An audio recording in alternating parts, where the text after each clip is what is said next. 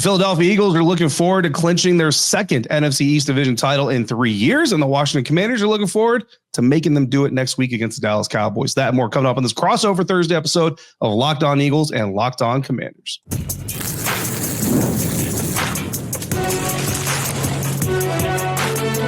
You are Locked On NFL Crossover, part of the Locked On Podcast Network.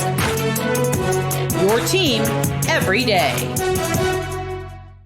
What's up, everybody? Welcome into this crossover Thursday episode of Locked On Commanders and Locked On Eagles, both shows part of the Locked On Podcast Network, your team every day. I'm David Harrison. He is Louie, DiBiase. We are the hosts of Locked On Commanders and Locked On Eagles podcast, respectively, your daily podcast covering each of these NFL teams. And if you haven't yet, please subscribe for free on YouTube or wherever you are listening to today's episode, which we're going to break down the three things that each side of this matchup must do in order to get a big NFC East division win. We're also going to talk about the main storylines coming out of Washington, who are trying to become closers as we get closer and closer to the end of the NFL season. The Philadelphia Eagles, who are just trying to carve out the right flight path to not just get to the postseason, but get to the Lombardi Trophy championship game, as I don't know why I just called it that, but it is what it is. That's what we did. So that's what we're talking about here today on this crossover Thursday episode, which is presented to you by Prize Picks. Download the app, use the code LOCKEDONNFL to win $50 instantly when you play $5. And of course,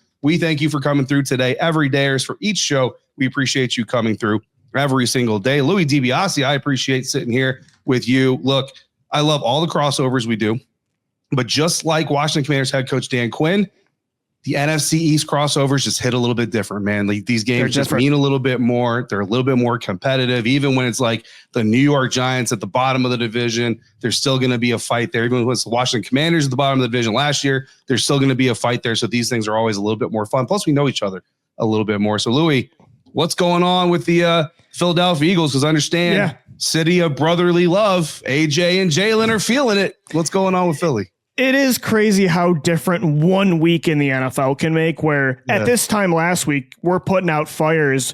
Jalen Hurts apparently hates AJ Brown. AJ Brown hates Jalen Hurts. Brandon Graham hates everything that's going on. It's going on Eagles radio to just light this thing on fire with gasoline. And then they have the passing performance they did against Pittsburgh, and all is well. Suddenly they're seen as the best team in football, according to a lot of national media outlets, fans, and pretty much everybody alike. They have a chance to get the 1 seed, tied at 12-2 with Detroit, riding a 10-game win streak. They've never done that in franchise history. So I think a lot of what happened last week was definitely overblown. It was certainly a problem. Their passing inconsistencies was an issue that was ignited by public comment. But I think after that performance against the Steelers, against an elite defense, the vibes are pretty high right now in Philadelphia. And this is a big game to not only clinch the division, but like I said, they got to try to catch Detroit and Minnesota here and secure that home field advantage. Yeah, man, look, I don't know if I would get on board with the Eagles being the best team in the NFL. I think the Buffalo Bills probably have the biggest stake to that claim right now. Hard to argue. In the NFC, man.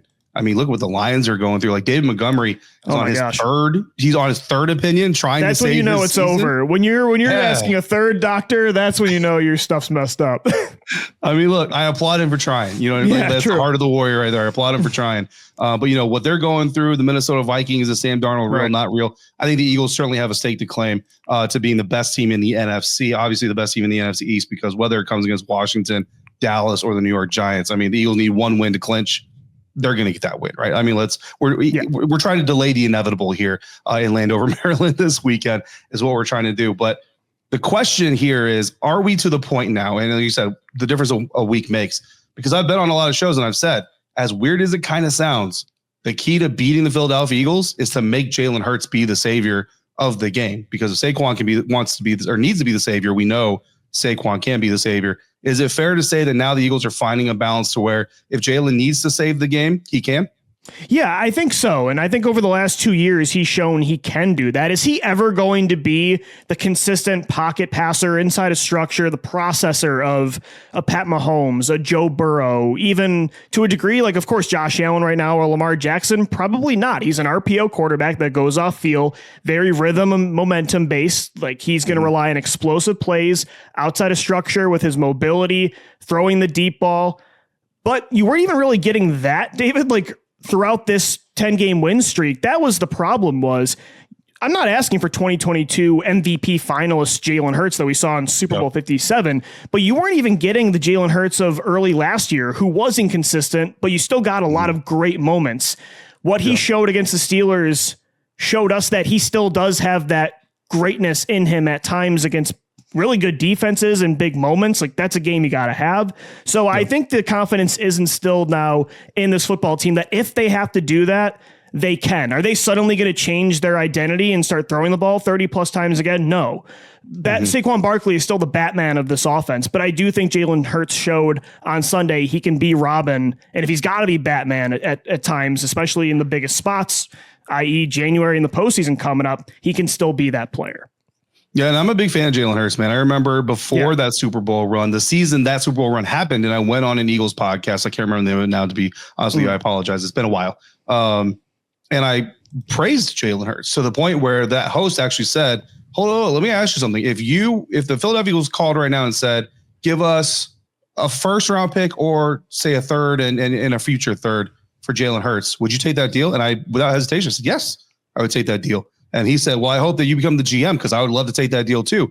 And then the end of that season, Jalen Hurts is in the Super Bowl for the Philadelphia Eagles, and I'm feeling vindicated. And then now this season and, towards the end of last season, the collapse and all that stuff, I'm kind of like, oh, like maybe this is where that guy was kind of talking about. So to see him kind of rise back up a little bit, certainly, from someone who loves the way that Jalen Hurts plays the game, I'm enjoying it. Of course, looking forward to hopefully the Commanders being able to stifle him on defense. That overblown storyline of AJ Brown and Jalen Hurts hate each other, not started, but certainly doused with gasoline by Brandon Graham, defensive lineman, teammate. And certainly, he tried to backpedal it, but you know how this goes, man. As soon as it's out there, it's out there. Oh, yeah. And this Eagles defense. Oh, go ahead. No, I was just going to say, too, like, I want to give Jalen some credit. I don't think a lot of the passing, quote unquote, issues of the last 9 games were always issues. Like, there were games they were inconsistent, but I also think he embraced being a pocket passer, or I should say a game manager that knew they were going to run the football to win games. So he took over a more cautious approach and wasn't being as aggressive and kind of took a back seat. So I think that was also a calculated decision from Jalen to, not always force things and be aggressive. So overall, I think he knew he had to turn it up this Sunday to prove everybody wrong. And I think that was really good to see. And there's something to having a quarterback who doesn't require the spotlight too. Sure. Right? Like it's a great point. It can be frustrating while he finds kind of the happy medium and really finds the groove and all that stuff. I get that. But having a guy that doesn't need the spotlight, I think is really huge for a team that's got a lot of talent and a lot of spotlight to share with other people. But defensively, Louie, we're going to talk about the defense that the Philadelphia Eagles brought up against the Commanders last time.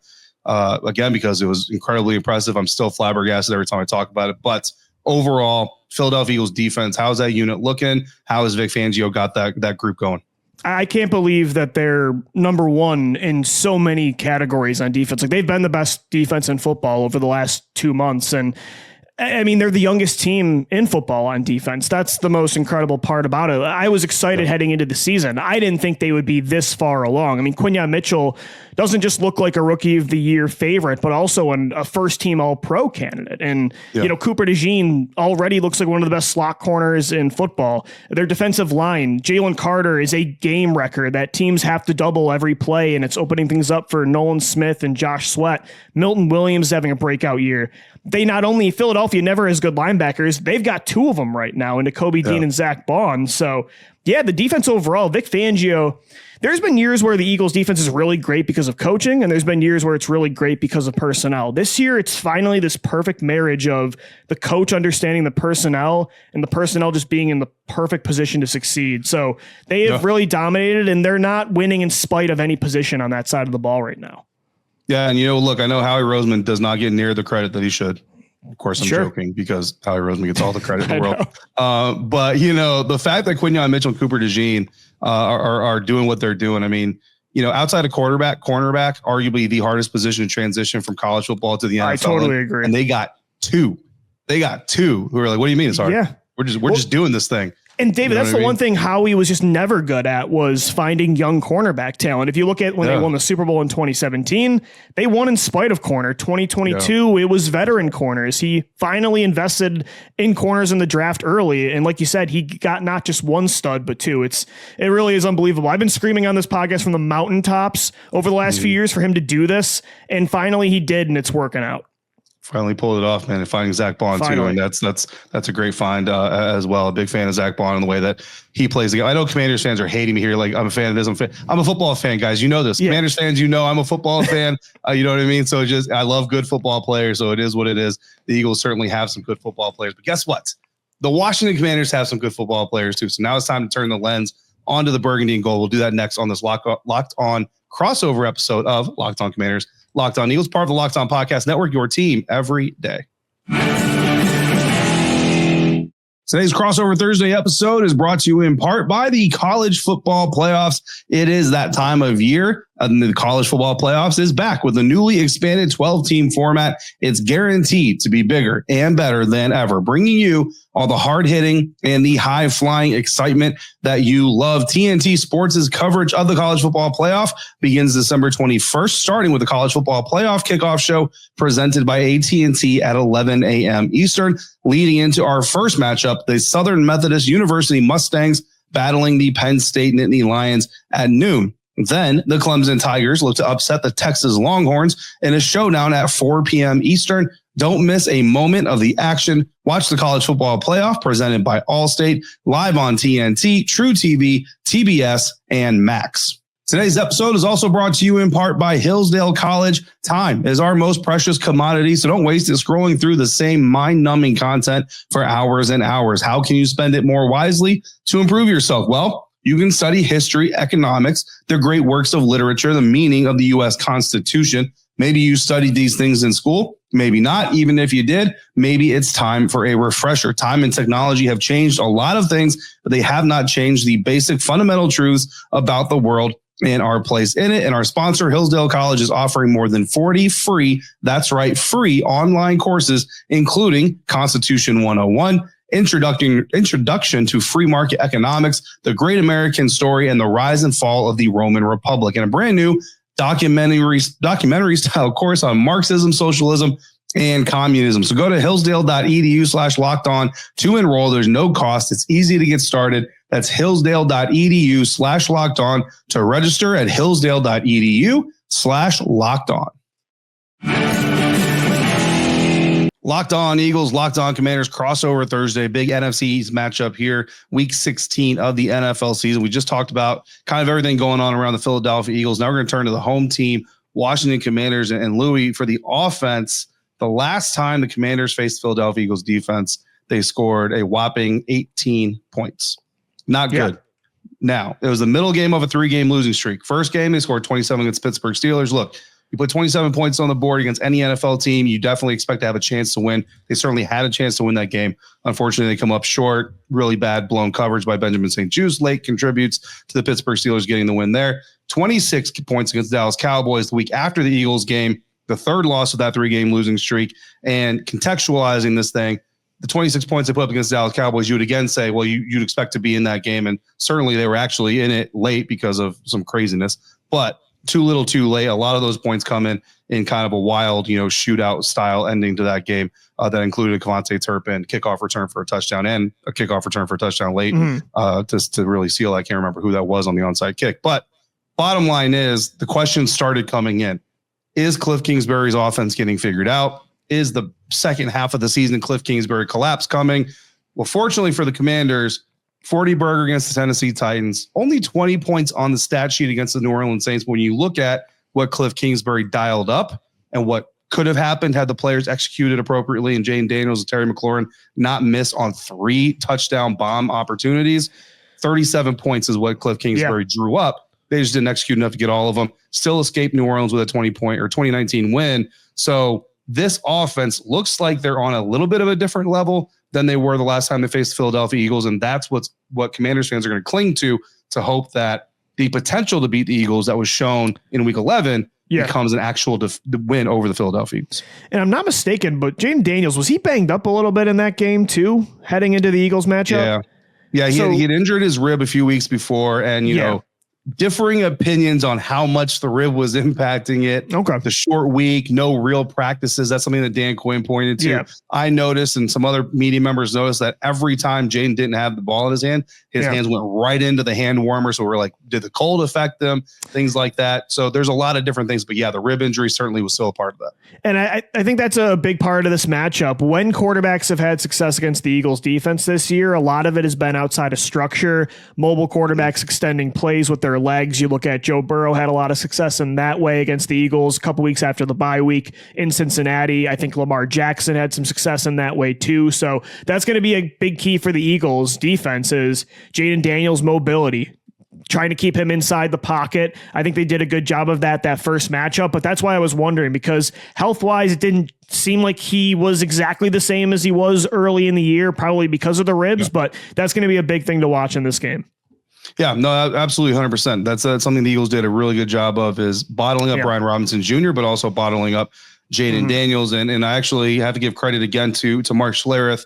I catch his Stinging Truth podcast every once in a while. I listen to it, not after the Eagles game, but after or before the Titans game, I should say. And he actually kind of mentioned, he's like, the back half of the Dallas Cowboys loss, Jaden kind of seemed to come out of his shell a little bit. Some of the reserve type of play we saw in Philly and Dallas, even a little bit in Pittsburgh or against Pittsburgh, really kind of seemed to go away. And then against the Tennessee Titans, man, we saw Jaden, not to quote really bad movies, but kind of get his groove back against New Orleans. Certainly very effective. And again, some of the missed 3 touchdown pass opportunities that really would have blown that game wide open, but not because of injuries, obviously not cold weather in New Orleans in the Dome, but, really have seen Jaden Daniels kind of get back to his normal state of play, but also expand it a little bit and get better at some of those reads and some of the progression, some of stay in the pocket and becoming that more of a pocket passer, but also, like you said, extending those plays. And something, Louie, man, like I said, it comes to mind every time I talk about this Philadelphia Eagles matchup. 0 stacked boxes. Yeah. Against the Washington Commanders. And that to me is the key. The fact that the Washington Commanders weren't able to punish them for that with Brian Robinson is the key there, because if they can punish the Eagles and Vic Fangio for not doing that and force them to do it, that's where Jaden really does his damage. Well, and I do think Jordan Davis deserves a lot of credit for that. He doesn't really get talked about a lot because, Jalen Carter, of course, steals the spotlight, and Nolan Smith's breaking out right now. And, Zach Bond's a defensive player of the year candidate, but Jordan Davis is just a giant presence in the middle that just eats up so many blocks and is so good against the run that Vic Fangio can afford to not always stack the box and do different things in coverage. So I think Jordan Davis deserves a lot of credit for that. Yeah, I mean, look, I'm looking at the numbers right here. 12% stack box usage. The Philadelphia stacked the box 90 times this year, right? 90 times this entire year. 31st fewest. Yeah. And I don't know who the 32nd is, but that's crazy to me that somebody is not stacking the box as much as the Philadelphia Eagles defense. And they barely blitz either, David. I think a lot of what they do has to do with and then they use different disguise looks where at times the edge rusher is going to drop back in coverage and Nakobe Dean's, blitzing up through the A gap. But so they do creative stuff like that. But a lot of the times what they're doing against the run and the pass is really involving 4 guys up front. Yeah. And like you said, man, it's all made possible because it works, right? It's not just Vic Fangio saying this is who we are, whether it works or not. He's not forcing 36% success rate against. Like, teams are not facing these stacked boxes and they're only having 36% success rate against it. That's 18th best in the NFL for a defense. And like you said, not blitzing as well. That to me, I mean, not try to spoil a future part of this episode. That to me is the key right there. If you're the Washington Commanders, you got to get that box stacked up. Now, the Washington Commanders will stack a box because they love to be incredibly aggressive up front. And when you're talking about going up against Saquon Barkley, obviously you want to be aggressive, but you also got to be smart. My question for you, Louie, what of the defenses that have done the best against Saquon Barkley, again, could be running back MVP this year, what have they done differently than what the Washington Commanders tried to do in week 11? Yeah, I think when you look at it, a lot of the times the Eagles surprisingly have not faced a lot of heavy boxes in certain matchups, because if you do that, there's going to be space for A.J. Brown, Devontae Smith when he's healthy, Dallas Goedert to eat. I think the teams that have had some success, like last week, the Pittsburgh Steelers did the best job against Saquon Barkley that any defense has. They just had really good personnel. I think, of course, stacking a box will help, but when you have a TJ Watt, when you have a Casey Hayward in the middle and an Alex Highsmith, when you have really good personnel like that, or even the Baltimore Ravens did a good job for 3 quarters in that matchup because of the personnel they had. I think the defenses that have been able to stop Saquon and this elite offensive line, they've just had the bodies. They've had the talent, like plainly put. I don't want to say there's no scheme that can stop them, but it's kind of a pick your poison thing, because if you do put 8+ in the box, AJ Brown, who might be the best one-on-one receiver in football, is going to get those looks like he did last week. So it's a tough spot to be in for an opposing defense. I think you got to have the right guys to do it. Yeah, man. Look, I talked to a Washington Commanders player today. Can't really name who it is. Can't get too deep in the details and quotes, but basically talked about that exact same thing. You want to be incredibly aggressive. You got to be incredibly smart. You got to be aggressive to getting to your fit, right? Like sure. Don't be aggressive and freelance. Be aggressive getting to your fit. That's great. I went back on one of those touchdown runs Saquon Barkley had the last time these two teams met. I went back and Dorrance Armstrong did exactly that. Dorrance Armstrong is one of the better defenders in this front seven, keeping his fit, holding his gap, whatever it is. And in this specific run, it was the cut. It was the run where Saquon went right, cut back, found the backside cut, and just ran into the end zone. Dorrance Armstrong is on backside pursuit, over pursues the cutback lane, gets pushed out of the lane by I think Landon Dickerson. Saquon takes advantage, cuts right up. I went back and watched every single run fit, Louie. That's the only time Dorrance Armstrong was out of position. Yeah, I was going to say, I actually think early in that game, David, Washington was doing a pretty good job of limiting the run game. And I thought they were actually getting penetration against the Eagles offensive line. And that's rare, because it's not just Saquon Barkley. The Eagles have one of the best offensive lines in football, if not the best. So that was definitely a good chess match to watch. I'm curious to see how patient the Eagles will be if it's kind of a similar, game script that plays out. So that'll definitely be something else to look forward to. Yeah, man. So as you can tell, stopping Saquon Barkley is going to be one of my 3 things the Washington Commanders have to do to win this weekend. But there's 2 others, and Louie's got 3 for the Philadelphia Eagles coming up next on today's episode of Locked On Eagles, Locked On Commanders crossover Thursday here on the Locked On Podcast Network, your team every day. Today's episode is sponsored in part by FanDuel, and you can get ready to tackle all of the NFL action this weekend with FanDuel, America's #1 sportsbook, because right now, new customers can bet $5 and get $150 in bonus bets if you win. The FanDuel Sportsbook app gives you everything you need to place live bets on the NFL all in one place. So when you get a hunch in the middle of a game, you can check out the latest stats, view the live play-by-play, and so much more on the same page, where you can then place your bets. Or you can make your bets before the game, like the Washington Commanders, who are underdogs at home against the Philadelphia Eagles this weekend. So go to FanDuel.com to join today, and you'll get started with $150 in bonus bets if you win your first $5 bet. That's FanDuel.com. Never waste a hunch. Make every moment more with FanDuel, an official sportsbook partner of the National Football League.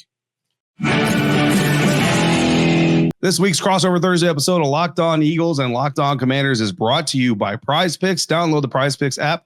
Use the code Locked On NFL, all lowercase, to win $50 instantly when you play your first $5 lineup. We appreciate Prize Picks because it's a lot of fun to play and because they're paying us to. So, Louie, 3 things that the Philadelphia Eagles and Washington Commanders must do. I've already given away one of mine, but everybody's going to have to wait for my other 2. What are the 3 things that the Eagles got to do to clinch the NFC East division in front of the Northwest Stadium crowd? Which, by the way, is still insane that a team in the NFC East has not repeated as division champs since 2004, and that will yet again be the case this year. I spoiled one earlier. I think stopping Jaden Daniels outside of structure is going to be really, really important. I think that's one thing the Eagles defenses struggle with a bit, is when they get pressure on mobile quarterbacks, getting them down initially. If he starts breaking tackles, getting loose, that's when Terry McLaurin can break free deep.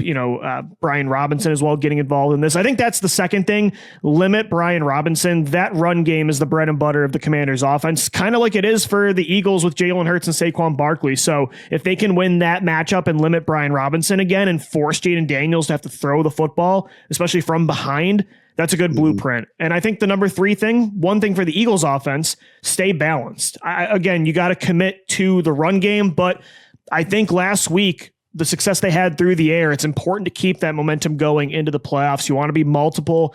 So I think don't overcommit to one thing, running the ball or passing. You also want to keep Saquon Barkley healthy for the postseason. He's taken a lot of hits and he's really been working over the last 2 months. I mean, touched the ball more than any running back in football. So keep him healthy. And I think staying balanced is important too. Yeah, 100%. And I'll tell you something that's going to prevent the Eagles potentially from staying balanced to a certain extent, especially in the pass game on either side of the field, is the presence of Marshawn Lattimore. Yeah. The New Orleans Saints got their first look at the new Commanders cornerback. Of course, they know Marshawn Lattimore very well, and they proceeded to target him 0 times on 29 coverage snaps the Lattimore had against the New Orleans Saints. So it was very, very heavy sign of respect that the Saints gave to the cornerback that they had just traded. So I'm really interested to look at how Jalen Hurts comes out and attacks Marshawn Lattimore, because I mean, Marshawn is going to be on one of his top receivers. And both of those receivers are going to be, look, I know that Marshawn's him, but I'm him too. And you need to throw me the ball and trust me to make a play. So we'll see how that goes. Maybe Marshawn can reignite the AJ Brown and Jalen Hurts hate each other conversation after this week. We'll see. I hope not. I do not want to cover that again. I hear you.